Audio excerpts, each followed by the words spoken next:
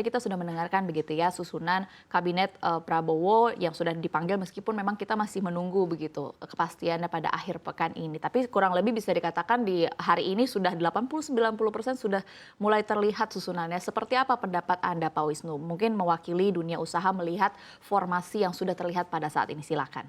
Sebelumnya terima kasih Mbak. Kami dari dunia usaha pada prinsipnya menyambut dengan positif apa yang diinisiasi oleh pemerintahan ke depan yang tentunya sebentar lagi akan dilantik pada tanggal 20. Kita melihat dari informasi yang selama ini beredar. Karena terus terang kepastiannya itu nanti pada tanggal 21 pada saat Bapak Presiden Pak Prabowo mengumumkan kabinetnya. Namun sekali lagi kami dari dunia usaha tidak terlalu mempermasalahkan sebenarnya untuk seperti apa yang dikatakan kegemukan daripada kabinet tersebut.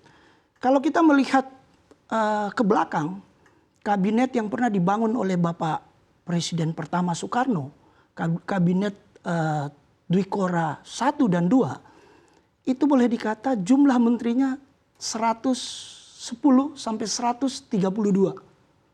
Nah, kalau kita melihat ke selanjutnya di pemerintahan Presiden Soeharto, memang terbanyak pada kabinet pembangunan 5 itu hanya 42. Yang selanjutnya yang paling sedikit kalau tidak salah kurang lebih sekitar 24. Nah, berikutnya normatifnya ya sekitar 35-an sampai 40.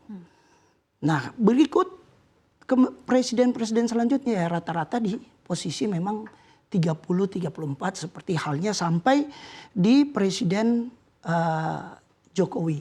Kabinet Jokowi 10 tahun terakhir itu 35. Jadi adapun jumlahnya hari ini yang boleh dikata di formasi sampai 59 ya. Sampai 59, saya pikir kita melihat dari sisi tujuannya. Kami dunia usaha ini pengen ada kepastian dalam hal bagaimana pelayanan dan bagaimana penyelesaian masalah-masalah yang ada. Nah, kita sangat mengaspirasi, memberi apresiasi kepada keberanian daripada tentunya Bapak Presiden terpilih ini tidak sendiri. Ada tim pemikirnya yang sudah mempertimbangkan termasuk formasi kementerian sendiri yang dimana ada yang tadinya 1 menteri dipecah menjadi 3. Ada yang menjadi 2. Sehingga memang otomatis kabinet ini akan bertambah.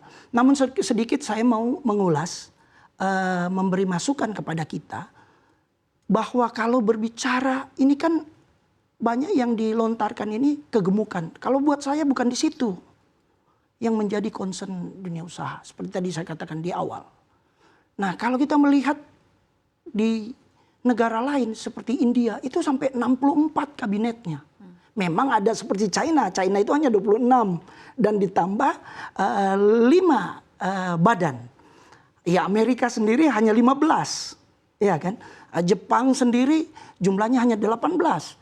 Singapura jumlahnya negara yang sangat kecil. Jumlah kabinetnya itu 18.